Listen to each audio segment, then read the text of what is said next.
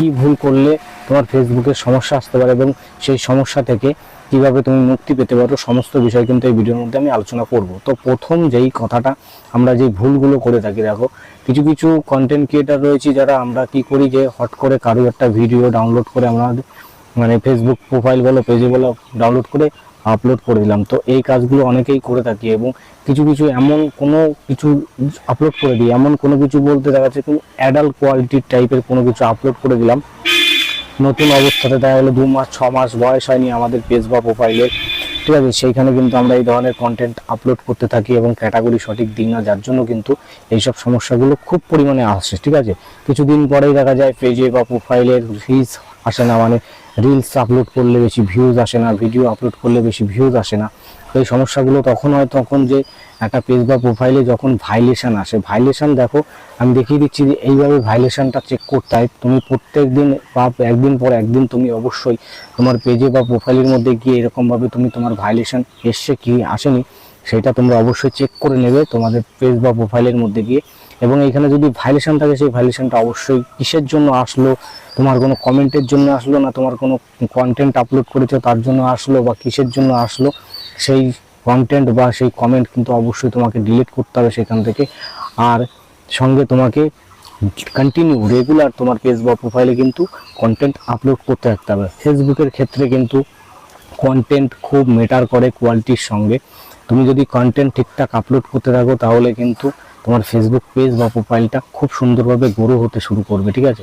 হয়তো আজকে হবে না, তুমি কন্টিনিউ 2 মাস প্রত্যেক দিন 2টো করে যদি কন্টেন্ট আপলোড করো তাহলে কিন্তু তোমার ফেসবুক প্রোফাইল বা পেজটা কিন্তু খুব ভালোভাবে গ্রো হবে, ঠিক আছে। তো যেই সমস্যাগুলো করি আমরা সেগুলো তো কিছু কিছু বললাম। এবার এই সমস্যা থেকে সমাধান কি হবে, দেখা যাচ্ছে অনেকের পেজ প্রোফাইল এরকমভাবে আছে যে ভাইলেশন আসার পরে সেসব পেজ বা প্রোফাইলের মধ্যে গিয়ে দেখা যায় তাদের কিন্তু সেই না কমেন্ট করতে পারছে না, রিল আপলোড করতে পারছে না, বিভিন্ন সমস্যা কিন্তু সেসব ফেসবুকের মধ্যে থাকে, তার প্রোফাইল বা পেজের মধ্যে এই সমস্যাগুলো আসে। তাই এর থেকে মুক্তি পাওয়ার জন্য তোমরা কি করবে, তোমরা রেগুলার তোমরা ফেসবুক প্রোফাইল বা পেজে লাইভ আসবে, লাইভ মানে বুঝতে পারছো, লাইভ ভিডিও তোমাকে করতে হবে, ঠিক আছে। তুমি সে ভালো মন্দ কিছু বলো এরকমভাবে, ধরো এটা আমার ক্যামেরা বা ফোন, ঠিক আছে, এটাকে আমি ধরলাম ফেসবুক অন করে লাইভ কন্টিনিউ করার জন্য আমাকে এইভাবে রোজ কিছু না হোক 4 থেকে 5 মিনিট করে ছোট ছোট লাইভ তৈরি করতে হবে। এইভাবে তুমি ডাইরেক্ট লাইভ করবে, ঠিক আছে, 4-5 দিন করবে। এরকম লাইভ করার পরে যদি তারপরও না হয় তাহলে তোমাকে লাগাতার কয়েকদিন লাইভ করতে হবে, ঠিক আছে। 2 থেকে 5 মিনিট এরকম ভিডিও তুমি করবে, লাইভ দেখবে তোমার ফেসবুক পেজ বা প্রোফাইলে কিন্তু তোমার সেই সমস্যাটা কয়েকদিনের মধ্যে সমাধান হয়ে যাবে, ঠিক আছে। কেননা এমন এমন উল্টোপাল্টা কন্টেন্ট আপলোড করা হয় যার জন্য কি হয়, ফেসবুক প্রোফাইল বা পেজের মধ্যে কিন্তু ওইসব ভাইলেশনগুলো চলে আসে, ঠিক আছে।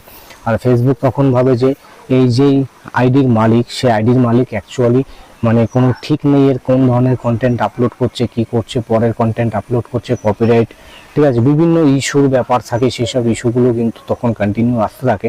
যার জন্য কিন্তু ফেসবুক থেকে ফেসবুকের যে অ্যালগোরিদম থাকছে সেই অ্যালগোরিদমে কিন্তু এইখানে কিন্তু তোমাকে সেই তার জন্য ভাইলেশনটা চলে আসে অটোমেটিকলি, ঠিক আছে। তো এই সমস্যার সমাধান একটাই, সেটা হচ্ছে গিয়ে লাইভ, ঠিক আছে। তুমি রেগুলার কন্টিনিউ লাইভ করো, লাইভ করলে কিন্তু তোমার সেই সমস্যাটা সমাধান হয়ে যাবে। তো আশা করি বুঝতে পেরেছো। তো ভিডিওটা যদি ইনফরমেটিভ লাগে তাহলে একটা শেয়ার করে দেবে, আর ইউটিউব থেকে দেখলে অবশ্যই চ্যানেলটি সাবস্ক্রাইব করে সঙ্গে বেল আইকনটি টাচ করে নেবে, ফেসবুক থেকে দেখলে অবশ্যই পেজটিকে ফলো করে দেবে, আর ভিডিও ভালো লাগলে অবশ্যই একটা লাইক করে দেবে। Thank you for watching.